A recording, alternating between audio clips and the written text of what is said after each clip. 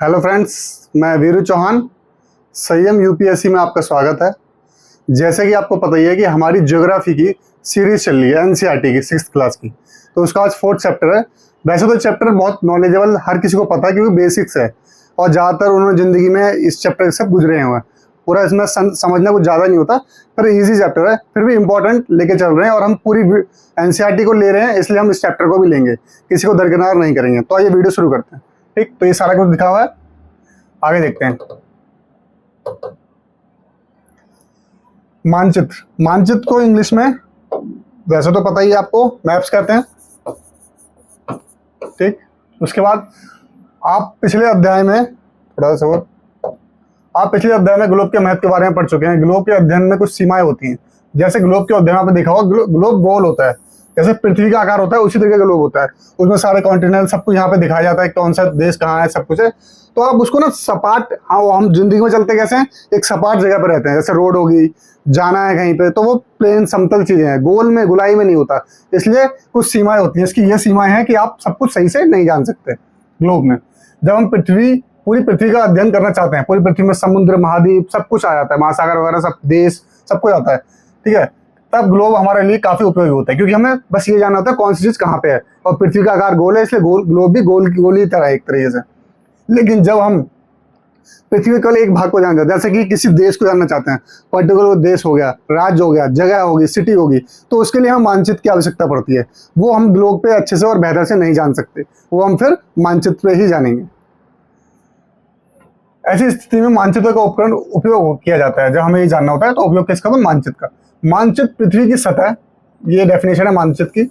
मानचित्र पृथ्वी की सतह या इसके एक भाग का पैमाने के माध्यम से चपटी सतह पर खींचा गया चित्र है। ठीक है, चपटी सतह से खींचा गया मतलब एक भाग ले लिया हमने कोई, तो इसको चपटी सतह, यानी मैप जो होता है बिल्कुल प्लेन होता है, सीधा होता है, चपटा होता है, उसके हिसाब से हमने क्या किया, इसका अध्ययन करने के लिए एक चित्र खींचा है उसका।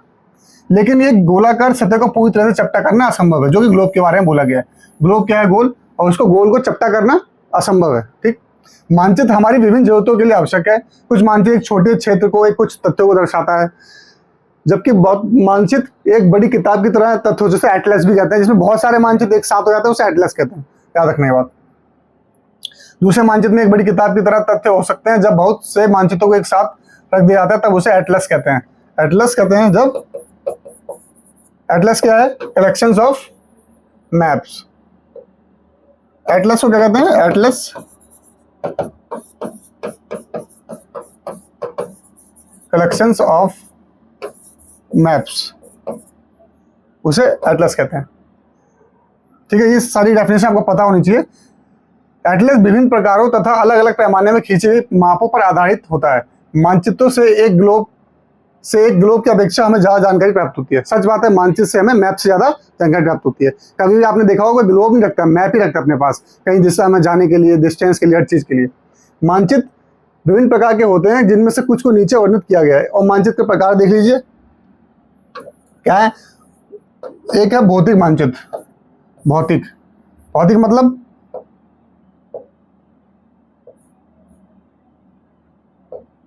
फिजिकल। ठीक, फिजिकल।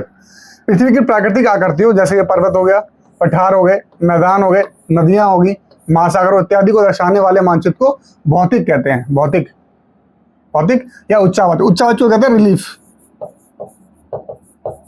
ठीक, रिलीफ। राजनीतिक मानचित्र इसे कहते हैं पॉलिटिकल मैप। आप जाओगे किताब वाली दुकान पे तो सारे प्रकार के आपको मैप मिल जाएंगे। इसमें राज्यों को, नगरों को, शहरों को, गांवों को, विश्व के विभिन्न क्षेत्रों को, देशों को, राज्यों को, उनकी सीमा को दर्शाने वाले मानचित्र को राजनीतिक मानचित्र कहते हैं। आगे थीमेटिक मानचित्र में क्या होता है देखिए, इसमें सड़क को दर्शाने के लिए एक अलग सिग्नल बनाया गया है। उसके लिए वर्षा मानचित्र, वर्षा कहाँ ज्यादा कम होती है, वन के लिए, उद्योगों के लिए, वितरण दर्शाने वाले मानचित्र इत्यादि इस प्रकार के मानचित्र को थीमेटिक कहते हैं, तो किसी थीम पे बेस्ड हो, जिसे कहते हैं थीमेटिक। ठीक है, थीमेटिक। इन मानचित्रों में दी गई सूचना के आधार पर उनका उचित नामकरण किया जाता है। नामकरण भी उस हिसाब से किया जाता है। मानचित्र के 3 घटक, कंपोनेंट्स ऑफ मैप्स कहते हैं इसे इंग्लिश में, कंपोनेंट्स ऑफ मैप्स। पहला दूरी, जिसे कहते हैं डिस्टेंस। शॉर्ट नोट्स आपने खुद बनाना। डायरेक्शन, उसके बाद सिंबल। तीनों चीज दिखी गई है। डिस्टेंस बताने के लिए मानचित्र कंपोनेंट्स है, मतलब इनके इसके ही द्वारा मानचित्र पूरा होता है। डायरेक्शन बताने के लिए और सिंबल प्रतीक बताने के लिए। ठीक है, अब डिस्टेंस को लेते हैं। डिस्टेंस को लेते हैं। मानचित्र आरेखण, आरेखण को इंग्लिश में कहते हैं ड्राइंग। ये वर्ड आपको याद होना चाहिए ताकि आप मतलब फंसो ना, क्योंकि हिंदी बहुत ज्यादा शुद्ध हो जाती है, वो भी दिक्कत दे जाती है। इंग्लिश बहुत ज्यादा डिफिकल्ट है, वो भी दिक्कत देती है। इसको आपको वर्ड कुछ ना कुछ पता होना चाहिए, दोनों के बारे में पता होना चाहिए। जैसे मानचित्र आपको मैप से पता है, मानचित्र पता है। आरेखण होता है जो कि पूरे विश्व या उसके एक भाग को छोटा कर कागज के एक पन्ने पर दर्शाता है। यह कह सकते हैं कि मानचित्र छोटे पैमाने पर खींचे जाते हैं, मानचित्र छोटे पैमाने पर खींचे जाते हैं, लेकिन इसे इतनी सावधानी से छोटा किया जाता है ताकि स्थानों के बीच की दूरी जो है वास्तविक रहे। यानी ये रहे, आपको पता लग जाए कि मैप पर जितनी दूरी दिखाई गई है उतनी दूरी ही है, उसका हम अलग मापन लेते हैं, उस दूरी का मापन अलग होता है। देखते हैं, ये तभी संभव हो सकता है जब कागज पर एक छोटी दूरी स्थल की बड़ी दूरी को व्यक्त करती हो। जैसे कि हमने कागज पर 2 सेंटीमीटर लिया और वो अगर 20 किलोमीटर दर्शा रही है तो दोनों बराबर होनी चाहिए। आप साइड में लिखा होता है कि आप कितना दूरी ले रहे हैं। पैमाना, ठीक है, पैमाने से कहते हैं स्केल। ठीक, स्केल स्थल पर वास्तविक दूरी तथा मानचित्र पर दिखाई गई दूरी के बीच का अनुपात होता है। अनुपात में लेते हैं हम दूरी को, अनुपात में लेते हैं। ऐसे कि अभी एग्जाम्पल आएगा तब देखना। उसके बाद उदाहरण के लिए आपके विद्यालय हम आपके घर के बीच की दूरी 10 किलोमीटर है, जिसे मानचित्र पर 2 सेंटीमीटर दिखा गया है। 2 सेंटीमीटर इक्वल टू 10 किलोमीटर, तो क्या होगा 1 सेंटीमीटर 5 किलोमीटर का। ये हमारा घर है, ये हमारा विद्यालय है, ये जो दिखाया गया इसे दिखा दे 2 सेंटीमीटर। और आपको यहाँ पे साइड में लिखा होगा 1 सेंटीमीटर इक्वल टू 5 किलोमीटर, तो 2 को 10 हो जाएगा। इससे आपको पता लग जाएगा कि हाँ कितनी दूरी है। इस अभिप्राय का मानचित्र 1 सेंटीमीटर बता दिया मैंने। इस प्रकार पैमाना किसी भी मानचित्र के लिए बहुत महत्वपूर्ण होता है। अगर आपको पैमाने की जानकारी है तो आप मानचित्र पर दिए गए किसी भी 2 स्थानों के बीच की दूरी को पता लगा सकेंगे। पैमाना वही जो ये 2 सेंटीमीटर हमने माना है, स्केल जिसे कहते हैं। जब बड़े क्षेत्रफल वाले भागों जैसे महाद्वीपों या देशों को कागज पर दिखाना होता है तब हम लोग छोटे पैमाने का उपयोग करते हैं। जैसे कि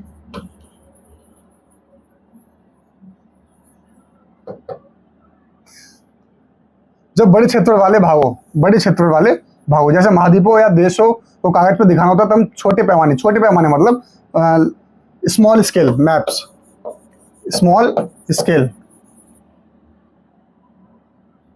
ठीक, उपयोग करते हैं। उदाहरण के लिए मानचित्र 5 सेंटीमीटर स्थल के 500 किलोमीटर को दर्शाता है, इसको छोटे पैमाने वाला मानचित्र है। ये 5 सेंटीमीटर हो गया, ठीक है। जब छोटे क्षेत्र वाले भाग को बड़े अपने गांव या शहर को कागज पर दिखाना होता है तब हम क्या करते हैं, बड़े पैमाने वाला उपयोग करते हैं। तब जैसे स्थल में 500 मीटर की दूरी को 5 सेंटीमीटर, यहाँ पे देखिए कितनी छोटी दूरी है, ठीक है। छोटे क्षेत्र के लिए हमने क्या कर दिया, बड़ा पैमाना ले लिया।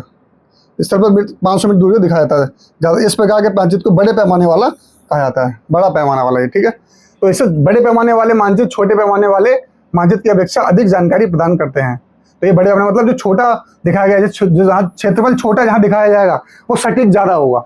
मतलब जहाँ का क्षेत्रफल छोटा होगा ज़्यादा जानकारियाँ देगा, ज़्यादा सटीकता होगी उसमें, ठीक है, एक्यूरेसी अच्छी होगी। तो वही इसमें भूला गया है।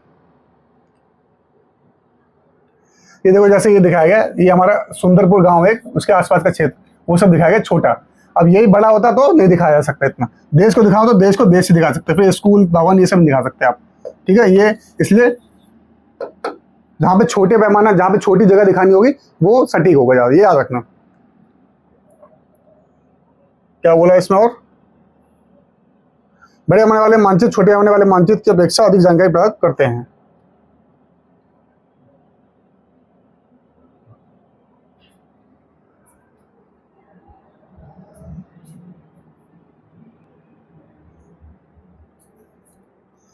ठीक है, अब इसके बारे में हमने पढ़ लिया, दूरी के बारे में पढ़ चुके हैं। अब दिशा की बात करते हैं। दिशा को डायरेक्शन कहते हैं,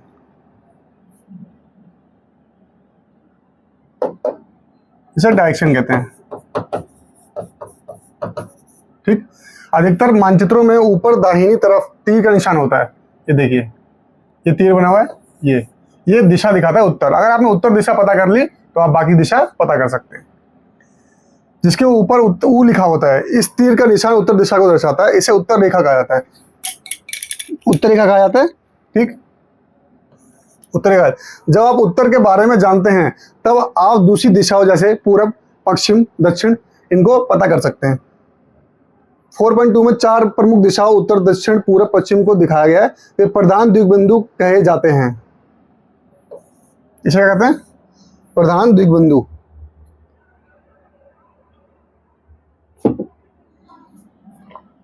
प्रधान द्विबिंदु इसे कहते हैं कार्डियल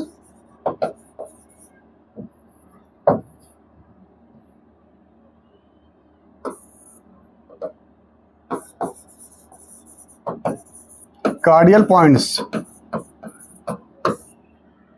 ये रहा प्रधान द्विबिंदु, ये रहा उत्तर, ये रहा उत्तर, नीचे दक्षिण होता है, आपको पता ही है, ठीक है। पश्चिम पूर्व, पश्चिम बताइए हमेशा मैप में इस तरफ किसी भी अगर चकोर में दिखाया गया तो पश्चिम यही रहेगा, ठीक, क्योंकि सारे देश यही है पश्चिम वाले जो है। हम यहाँ पूर्व में, उत्तर ऊपर हो गया, नीचे दक्षिण हो गया, ठीक। उसके बाद उत्तर और पश्चिम के बीच में तो उत्तर पश्चिम हो गया, उत्तर पूर्व हो गया, दक्षिण और पूर्व पश्चिम के बीच में दक्षिण पश्चिम होगा, दक्षिण पूर्व के बीच में दक्षिण पश्चिम होगा, पूर्व हो गया, ठीक है। याद रखना, ये तो आपको खुद पता ही होगा। इन बीच वाली दिशाओं की मदद से किसी भी स्थान की सही स्थिति, ये बीच वाली जो दिशाएं हैं, ठीक है, ये बीच वाली दिशाएं हैं ये, ठीक। उसका चित्र 4.1 से नियुक्त दिशाओं का अलग पता लगे। विकास के घर से समुद्र, ये तो अवश्य दिक्सूचक के बारे में आगे पढ़ेंगे, हमने दिशा पढ़ लिया, ठीक।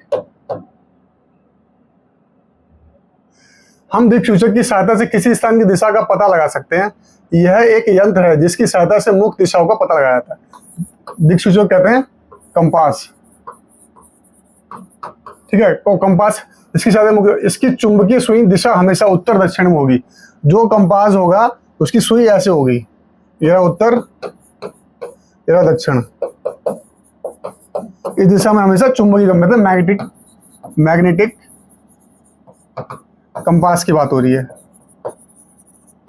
ठीक। उसकी दिशा ऐसे होगी, इसमें उत्तर और दक्षिण में। और उसके बाद प्रतीक की बात करते हैं। अब हम प्रतीकों पे आ गए। प्रतीक किसे कहते हैं? सिंबल्स। प्रतीक मतलब होता है सिंबल्स। प्रतीक है सिंबल्स। ये किसी भी मानचित्र का तीसरा प्रमुख घटक है। पहला दूरी हो गया, दूसरा दिशा हो गया, तीसरा प्रतीक हो गया। किसी मानचित्र वास्तविक आकार एवं प्रकार में विभिन्न आकृतियां, जैसे कि भवन हो गए, कहीं पे बने हुए, सड़क हो गए, पुल हो गए, वृक्ष हो गए, रेल की पटरियां होगी, कुएं को दिखाना संभव नहीं होता। कैसे देखा होगा आप? तो इसके लिए निश्चित अक्षरों, छायाओं, रंगों, चित्रों, रेखाओं का उपयोग करके दर्शाए जाते हैं। इसलिए क्योंकि इनको बनाना मैप पे इजी नहीं होता, इसलिए इनके लिए एक प्रतीक चुना जाता है, ठीक है। उसके बाद इन प्रतीकों के इस्तेमाल के द्वारा मानचित्र को आसानी से खींचा जा सकता है और इनका अध्ययन करना आसान हो जाता है। अगर आप एक क्षेत्र की भाषा को नहीं जानते तथा आप किसी से दिशाओं के बारे में नहीं पूछ सकते तो आप इन चिन्हों की सहायता से आप पता कर सकते हैं कहाँ जाना है। मानचित्र से जानकारी प्राप्त कर सकते हैं। मानचित्र की एक विश्वव्यापी भाषा होती है, ये बहुत जरूरी है। मानचित्रों की एक विश्वव्यापी भाषा होती है, जो मतलब इंटरनेशनल लेवल पे एक्सेप्टेबल होती है। इंटरनेशनल लैंग्वेज कह लीजिए मानचित्र की होती है। ये सब जगह प्रतीक ऐसे दिखाए जाएंगे जिसे सभी आसानी से समझ सकते हैं। इन प्रतीकों के उपयोग के संबंध से एक अंतर्राष्ट्रीय सहमति, ठीक है, अंतर्राष्ट्रीय सहमति बनी है। मतलब इंटरनेशनल एक तरफ से बोला कि हाँ सब लोग इसी प्रतीक का यूज करेंगे अपने मैप्स पे, ठीक है।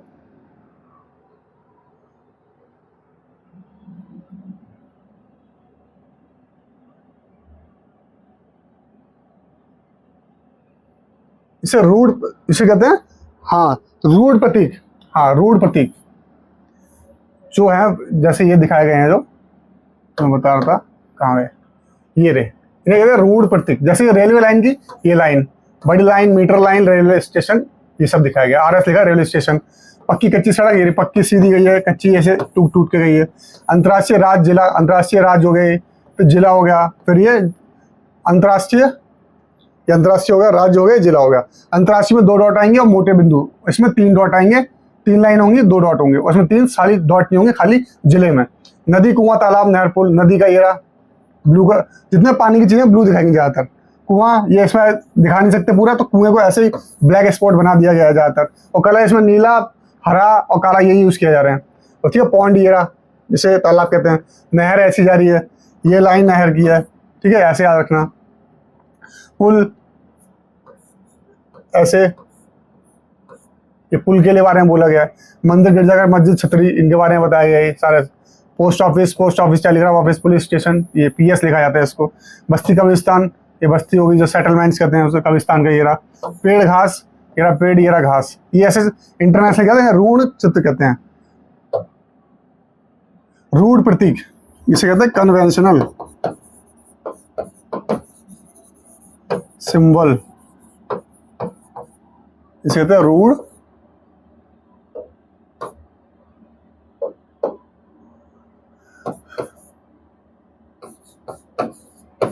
प्रतीक।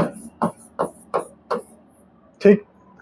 विभिन्न रंगों का उपयोग भी इसी उद्देश्य से किया जाता है। उदाहरण के लिए सामान्यतः नीले रंग का इस्तेमाल जलाशयों के लिए, भूरा रंग पर्वतों, पीला रंग पठारों और हरा रंग मैदानों को दर्शाने के लिए किया जाता है। रेखा चित्र, इसे कहते हैं स्केच, ठीक है। रेखा चित्र एक आरेखण है। आरेखण मतलब बताया मैंने ड्राइंग, जो पैमाने पर आधारित ना होकर याददाश्त और स्थानीय प्रक्षेपण पर आधारित हो। इसमें कोई कहीं भी लिखा नहीं आता, बनाया नहीं जाता, इसमें आधारित नहीं होती, पैमाने पे, स्केल पे आधारित नहीं होती। ठीक है। कभी कभी किसी क्षेत्र के कच्चे आरेखण, कच्चा मतलब जो ऐसे होता है दिमाग में बनाया जाता है उसे, आवश्यकता वहाँ के स्थान को दूसरे स्थान के स्थापित दिखाने के लिए। मान लीजिए कि आप अपने मित्रों, आप किसी को रास्ता बताते हो, यहाँ से आके राइट हो जाना, लेफ्ट हो जाना, तो उसके लिए मैप थोड़ी बनाते हो, आप सीधा आके बोल देते हो। ये आपके दिमाग में होना चाहिए और आपकी याददाश्त में होना चाहिए। इसे रेखाचित मानचित्र कहते हैं, मतलब स्केच मैप। ठीक है। इसमें स्केल की जरूरत नहीं पड़ती। इस प्रकार कच्चे आरेख को बिना पैमाने की सहायता से खींचा जा सकता है। इसे कहते हैं क्या? रेखाचित मानचित्र। ठीक है।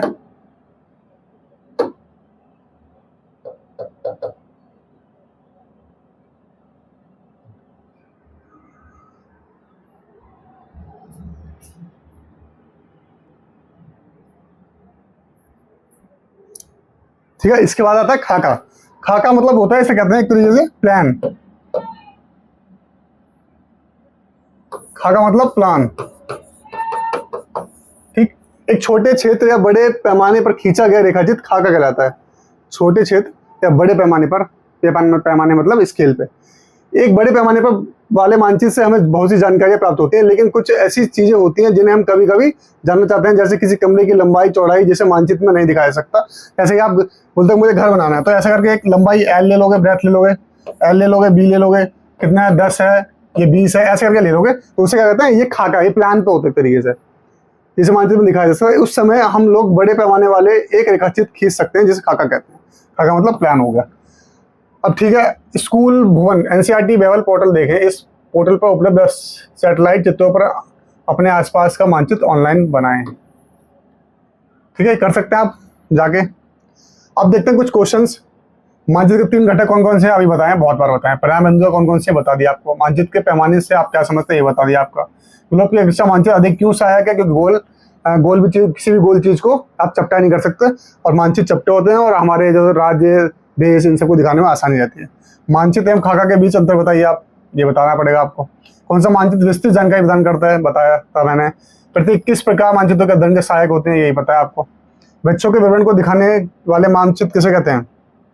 भौतिक। नीले रंग का इस्तेमाल किसे दिखाने के लिए किया जाता है? जलाशय को। दिक्सूचक का उपयोग किया जाता है प्रतीकों का दिखाने के लिए, मुख्य दिशा का पता लगाने के लिए, दूरी मापने के लिए, दिशा का पता लगाने के लिए। पैमाना आवश्यक है मानचित्र के लिए, रेखाचित्र के लिए या प्रतीकों के लिए? पैमाना मतलब स्केल। ठीक है, ये हो गया आज आपका चैप्टर खत्म। और चैप्टर थोड़ा इजी था, इतना लोड वाला चैप्टर नहीं था, तो इस चैप्टर में ज़्यादा माथापच्ची नहीं है। ठीक है, इजी है। तो इस वीडियो को यहीं समाप्त करते हैं। तब तक के लिए खुश रहिए, स्वस्थ रहिए। जय हिंद, जय भारत।